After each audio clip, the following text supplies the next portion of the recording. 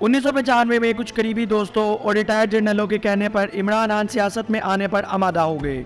25 अप्रैल 1995 को इमरान खान ने अपनी सियासी जमात पाकिस्तान तहरीक-ए-इंसाफ (पीटीआई) की बुनियाद रखी।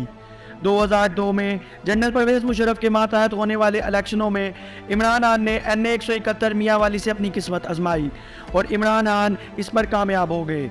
इमरान खान पहली दफ़ा रुकने कौमी असम्बली मुंतखब हुए। अक्टूबर 2007 में इमरान खान ने बाकी सियासी जमातों के नक्शे कदम पर चलते हुए कौमी असम्बली से इस्तीफ़ा दे दिया, क्योंकि इनका कहना था कि जनरल परवेज़ मुशर्रफ सदारती इंतखाबात में बतौर उम्मीदवार हिस्सा नहीं ले सकते। जनरल परवेज़ मुशर्रफ ने मुल्क में एहतजाज रोकने के लिए एमरजेंसी नाफिज कर दी, जिसके नतीजे में इमरान खान को भी गिरफ्तार कर लिया गया और इनको जेल भेज दिया गया।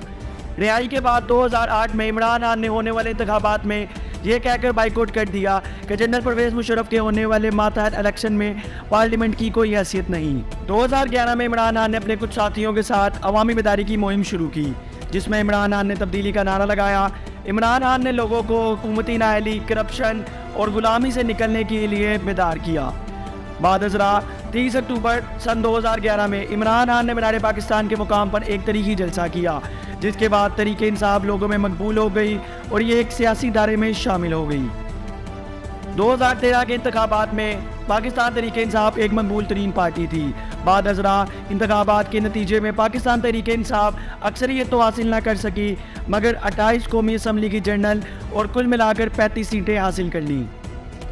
इमरान खान ने इस इंतखाबात में नवाज शरीफ पर धांधली का इल्ज़ाम लगाया और 2014 में एक सियासी एहतजाज के तौर पर एक सफ़र का आगाज़ शुरू किया।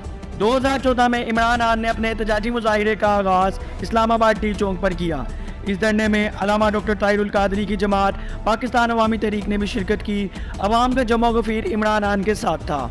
इमरान खान अपने मकसद पर उस दिन और भी डट गए जब 2016 में आलमी सतह पर ICIG के कुछ कागजात में पाकिस्तान के मशहूर सियासतदानों के नाम आए, जिसमें नवाज शरीफ और उनके बेटों के नाम भी शामिल थे, जिसके नतीजे में नवाज शरीफ की हुकूमत दस्तबरदार हो गई और नवाज शरीफ को नाअहल कर दिया गया। 2018 के आम इंतखाबात में पाकिस्तान तहरीक-ए-इंसाफ एक मकबूल तरीन जमात बनकर ऊपर आई। इंतखाबात के नतीजे पाकिस्तान तहरीक-ए-इंसाफ के लिए खुशाइन साबित हुए। पाकिस्तान तहरीक-ए-इंसाफ ने कौमी असम्बली में 116 नशिस्तों पर कामयाबी हासिल की।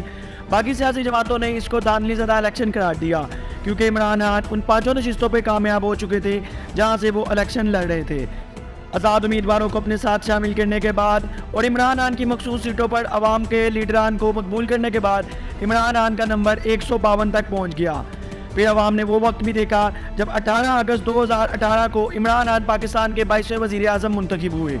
इसके साथ ही पाकिस्तान के 3 दफ़ा रहने वाले वज़ीर आज़म नवाज शरीफ को जेल में डाल दिया गया, जिसके बाद नवाज शरीफ बीमारी का बहाना करके लंदन फरार हो गए और आज तक वापस नहीं आ सके। दोस्तों, आपको आज की हमारी वीडियो कैसी लगी? मज़ीद ऐसी वीडियोस देखने के लिए हमारे चैनल को सब्सक्राइब कर लें, वीडियो को लाइक करें और अपनी कीमती राय का इज़हार कमेंट सेक्शन में ज़रूर करें।